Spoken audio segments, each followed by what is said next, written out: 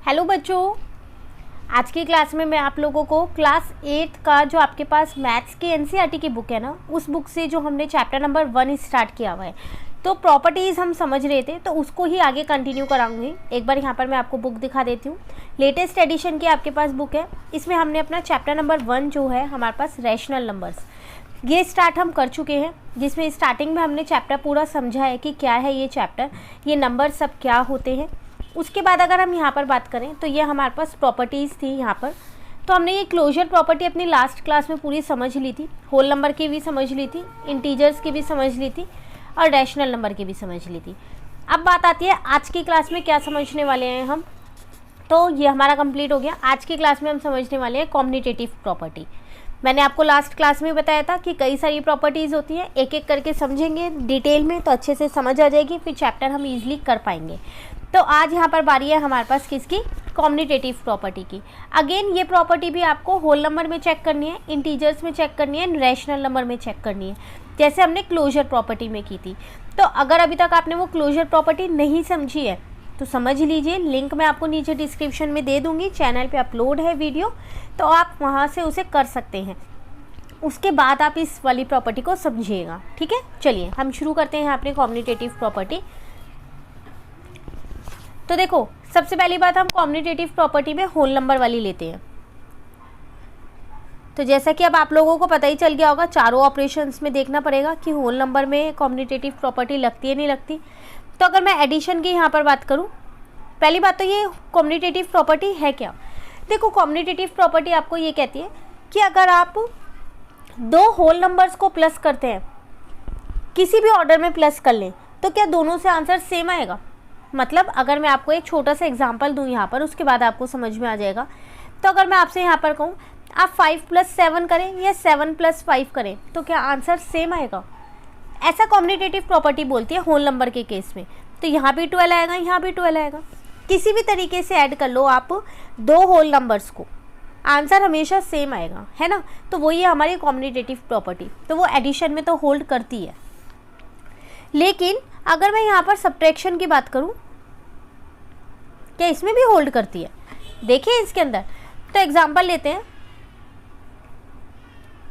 तो अगर मैं 7 में से 5 को माइनस करूँगी तो 2 आ जाएगा, लेकिन अगर मैं 5 में से 7 को माइनस करूँगी तो -2 आएगा। इसमें तो ये होल्ड नहीं कर रही, आंसर सेम नहीं आ रहा ना। 2 और -2 में तो बहुत फ़र्क होता है, तो इसका मतलब ये सब्ट्रैक्शन के केस में होल्ड नहीं करती है। क्लियर। अब अगर मैं बात करूं किसकी, मल्टीप्लिकेशन के केस में क्या ये होल्ड करती है, चेक करना पड़ेगा एग्जांपल लेके।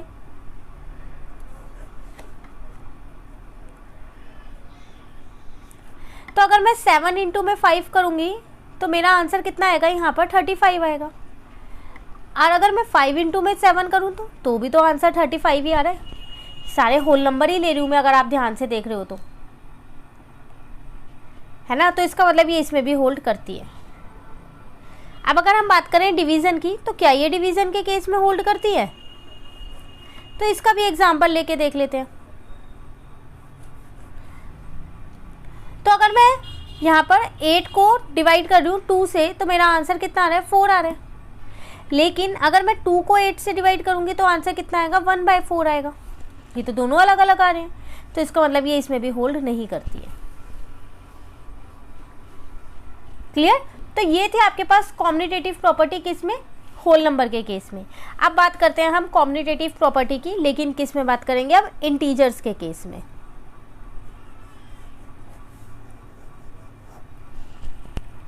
ठीक है, इसमें भी वही 4 ऑपरेशंस लगाते हैं। चलो पहले एडिशन की बात करते हैं यहाँ पर। तो अगर मैं दो इंटीजर्स को ऐड करूँ किसी भी ऑर्डर में, तो आंसर सेम आएगा क्या, करके देखो। एक एग्जांपल ले लो, 4 में 2 प्लस करूं या 2 में 4 प्लस करूं, दोनों ही केस में आंसर 6 आएगा। ठीक है, लेकिन अगर नेगेटिव वाले लूं, क्योंकि इंटीजर्स में तो पॉजिटिव और नेगेटिव दोनों ही नंबर्स होते हैं ना, तो अगर -4 + -2 लूं तो क्या आंसर आएगा, -6 आएगा।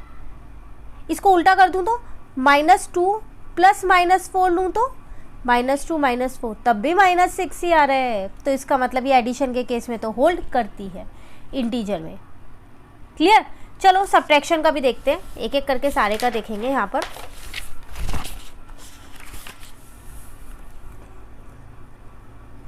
सब्ट्रैक्शन में चेक करते हैं।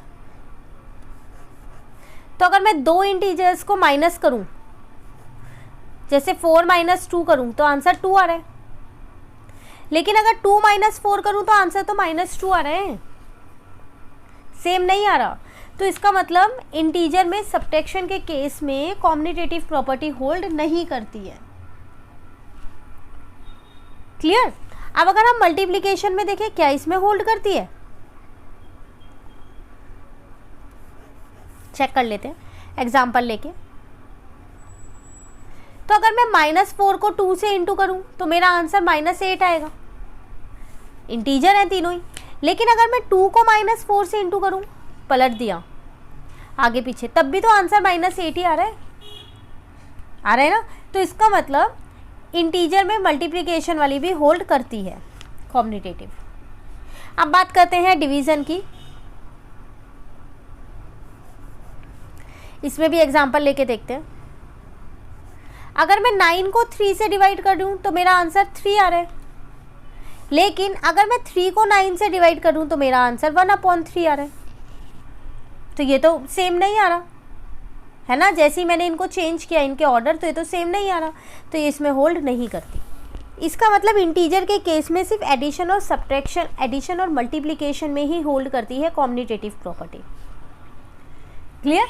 चलिए अब बात करते हैं रैशनल नंबर के केस में।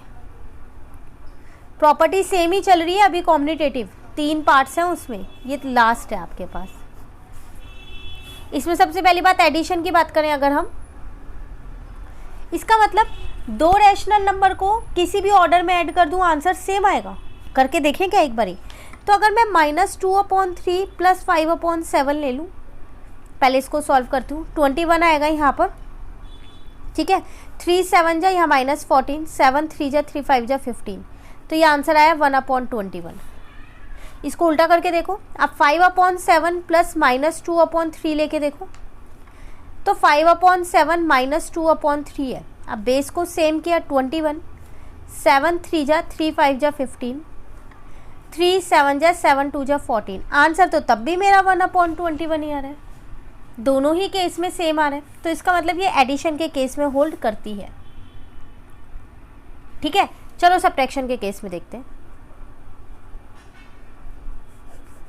सेम एग्जांपल ले लेते हैं, -2/3 -5/7, प्लस की जगह माइनस कर दिया है, बेस सेम किया 21, 3 7 जा 7 2 जा 14, 7 3 जा 3 5 जा 15, -29/21 आ रहा है। अब ऑर्डर चेंज करके देखें, तो अब 5/7 पहले लिया है ये, लेकिन प्लस का था मेरा, तो ये प्लस का ही रहेगा। -2/3 ये माइनस का था, तो देखो ये वाला माइनस इस सब्ट्रैक्शन का है और ये वाला माइनस जो है वो इसका है, जो साइन था। ठीक है, तो ये बन जाएगा 5/7 + 2/3, यही बनेगा ना। चलो बेस सेम करते हैं, 21, 7 3 जा 3 5 जा 15, 3 7 जा 7 2 जा 14, ये आ रहा है 29/21। तो क्या ये दोनों सेम है?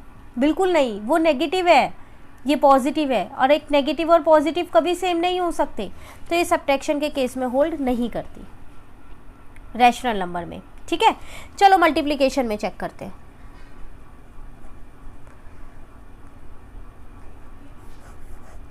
तो एग्जांपल ले लेते हैं यहाँ,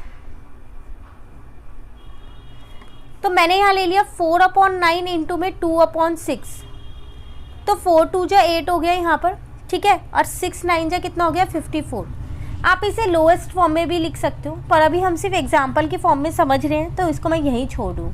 अगर मैं इसका रेसिप्रोकल करूँ, ऑर्डर चेंज मतलब करूँ, तो 2 4 जा 8, 6 9 जा 54, आंसर तो दोनों ही केस में सेम आ रहा है, तो इसका मतलब ये मल्टीप्लिकेशन में होल्ड करती है।